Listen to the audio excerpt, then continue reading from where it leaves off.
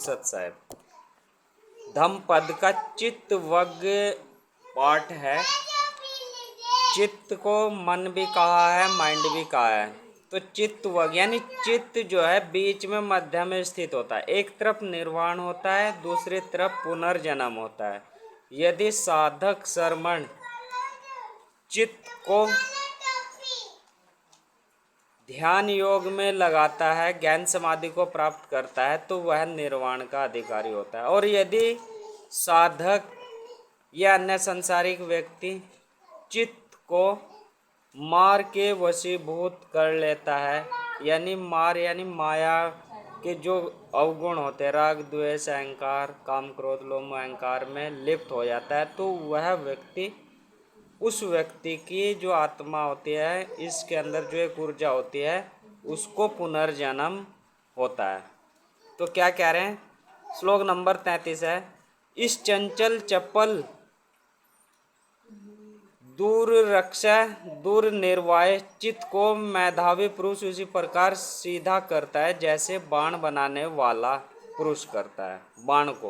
बाण बनाने वाला बाण को सीधा कर देता है। ठीक इसी तरह जो मेधावी छात्र होते हैं, जो मेधावी यानी बुद्धिमान श्रमण है, सन्यासी है, वह अपने इस चंचल चपल और जो रखवाली करने में बहुत कठिनाई होती है इस मन की, जिसको पकड़ना बहुत कठिनाई से होता है, एकाग्र करना बहुत कठिन है, तो ऐसा मेधावी छात्र या बुद्धिमान सन्यासी इसको इसी प्रकार से ध्यान योग में लगा करके एकाग्र कर लेता है जैसे बाण बनाने वाला व्यक्ति बाण को सीधा कर देता है।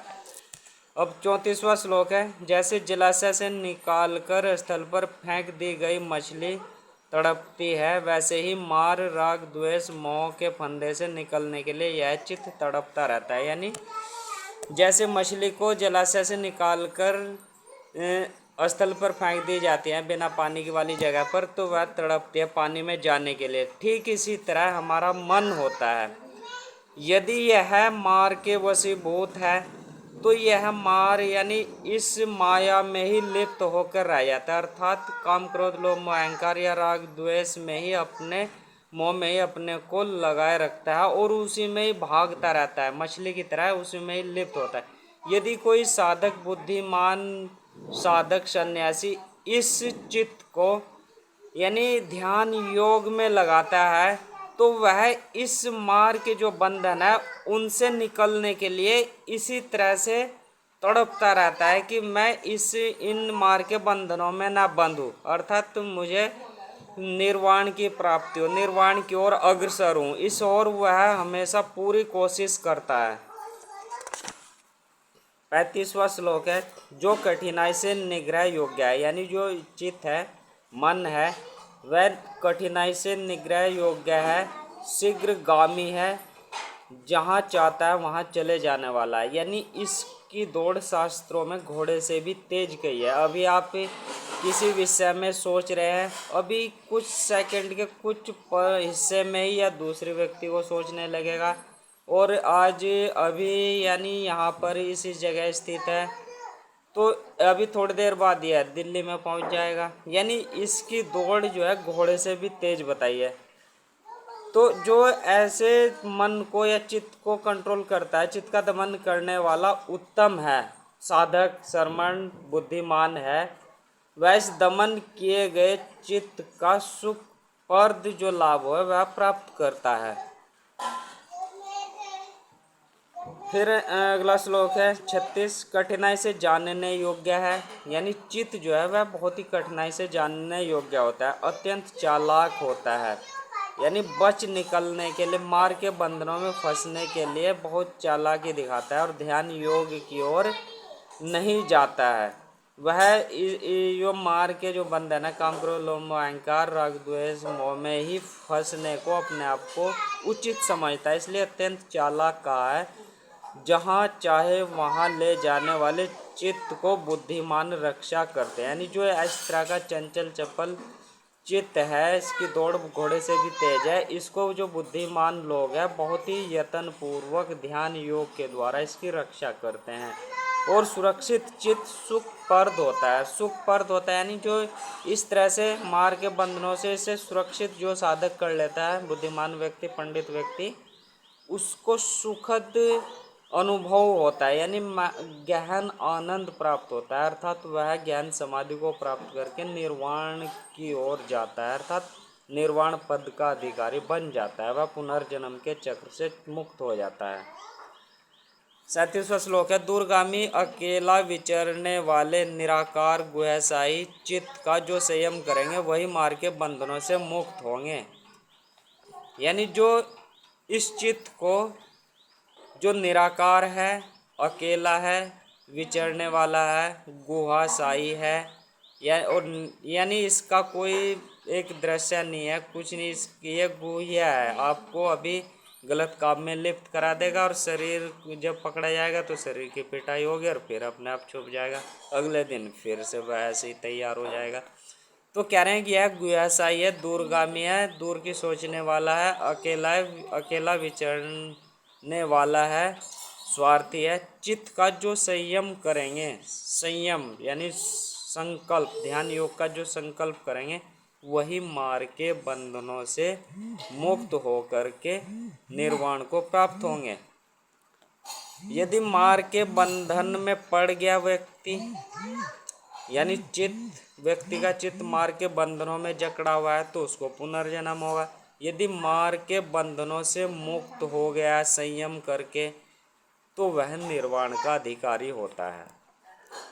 और 38वां श्लोक है, जिसका चित्त अवस्थित नहीं है, जिसने यानी व्यवस्थित नहीं है, एक जगह स्थित नहीं है, एकाग्र नहीं है, संकल्प युक्त नहीं है, ध्यान योग की ओर संकल्प युक्त नहीं है, जो सच्चे धर्म को नहीं जानता है, अर्थात जो ध्यान योग करना इस मनुष्य जन्म का लक्ष्य है, जो इसको नहीं जानता है, या जो मार के बंधनों को ही अपना महत्वपूर्ण घर समझ रहा है कि यही करना हमारा लक्ष्य है, आनंद यही सांसारिक वस्तुओं में भोग विलास में खो जाना ही हमारा लक्ष्य है, जिसका चित्त प्रसन्नताहीन है, यानी जो इस तरफ से प्रसन्न नहीं है कि हमें ध्यान योग करना है, ध्यान योग करके आनंद में खोना है, तो जिसका चित्त इस तरह की प्रसन्नताहीन है उसे प्रज्ञा का ज्ञान नहीं मिल सकता है, यानी वो प्रज्ञा जो गहन विवेक वाली बुद्धि है उसका वह अधिकारी नहीं होता। जो यदि प्रज्ञा जागृत नहीं है तो निर्वाण का वह व्यक्ति साधक श्रमण अधिकारी नहीं है। फिर आगे कहा है, जिसका चित्त मल रहित है, यानी मार के जो बंधन है उससे रहित है, काम क्रोध लोभ अहंकार राग द्वेष मोह से रहित है, जिसका मन एकम्प है, यानी जो एकम्प है वह इधर उधर नहीं डोल रहा है, जो स्थिर हो गया ध्यान योग में, जो पाप पुण्य विहीन है, यानी जो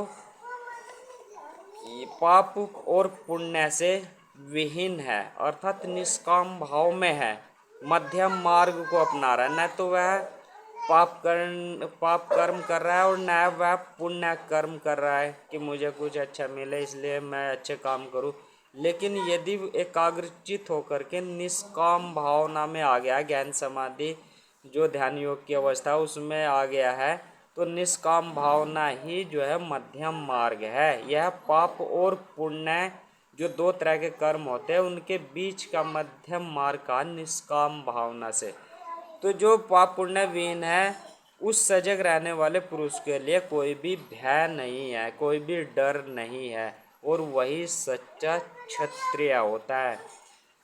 तो उसको किसी तरह का भय नहीं है, क्रम बंधन नहीं है, वहाँ पर वह निर्वाण का अधिकारी होता है। इस शरीर को घड़े के समान क्षण भंगुर जान इस चित्त को गढ़ नगर के समान कायम करता है, प्रज्ञा रूपी हथियार से मार से युद्ध करता है, यानी मार के बंधनों से मुक्त होता है, जीतने के बाद वह अपनी रक्षा करता है, आसक्ति रहित होवे, यानी यहाँ पर नाम और रूप की आसक्ति नहीं रहनी चाहिए, तब साधक निर्वाण पद का अधिकारी होता है। और यह शरीर जो है यह कुछ समय के लिए आपको मिला है, क्षण भंग हो रहा है, इसका नाश होना है, लेकिन जो इसके अंदर ऊर्जा क्रियाशील है, उसको महान ऊर्जा में मिलाना है जहाँ से यह ऊर्जा आई थी, उसी को निर्वाण वाली अवस्था कहते हैं। अहो तुच्छ, यह तुच्छ शरीर शीघ्र ही चेतना रहित हो निरर्थक काठ की भांति पृथ्वी पर पड़ा रहेगा। यानी यह शरीर क्षण भंगुर है, इसका नाश होना है, लेकिन जो इसके अंदर एक ऊर्जा क्रियाशील होती है वह नाशवान नहीं है, वह उस परम ऊर्जा में मिलने योग्य है। लेकिन वह तभी मिलने योग्य होगी जब हम ध्यान योग करके निष्काम भावना में आएंगे और मार के जो बंधन है उनसे मुक्त हो जाएंगे। आगे कहा, जितनी हानि शत्रु की और बैरी बैरी की करता है, झूठे मार्ग पर लगा चित्त उससे भी कहीं अधिक बुराई है, उसको हानि पहुंचा सकता है साधक को। यानी कहा कि शत्रु भी इतनी हानि आपको नहीं पहुंचा सकता है। यदि मार के बंधनों में पड़ा हुआ आपका चित्त है, आपको सबसे ज़्यादा हानि आपका चित्त पहुंचा सकता है, आपका मन पहुंचा सकता है, क्योंकि यह मनुष्य शरीर क्षण भंगुर है, यह नाशवान है, और यह मनुष्य शरीर मिला है तो इसी जन्म में आप निर्वाण के अधिकारी हो जाएं, मार के बंधनों से मुक्त होकर के निष्काम भावना में आकर के ध्यान योग करके निर्वाण के अधिकारी हो जाएं। तो यदि आप मार के बंधनों में पड़े हुए हैं तो इससे अधिक बुराई आपकी कोई और कर ही नहीं सकता। अगला श्लोक है 43, जितनी भलाई न माता पिता कर सकते न दूसरे भाई बंधु कर सकते हैं, उससे अधिक उसकी भलाई, साधक की भलाई, श्रमण की भलाई ठीक मार्ग पर लगा हुआ चित्त कर सकता है। यानी न तो आपके माता पिता भलाई कर सकते हैं चित्त की तुलना में, न आपके भाई बंधु कर सकते हैं। यदि आपका चित्त ध्यान योग में लीन है, निष्काम भावना में है और निर्वाण पद का अधिकारी आपको बना दिया गया है, तो इससे अधिक भलाई आपके संसार में कोई नहीं कर सकता। यानी सबसे बड़ा दुश्मन भी आपका चित्त है और सबसे बड़ा दोस्त भी इस दुनिया में आपका चित्त ही है। तो आइए इस चित्त को, इस मन को ध्यान योग की ओर लगाए, निर्वाण के अधिकारी बने, मोक्ष के अधिकारी बने। सतनाम सत्य।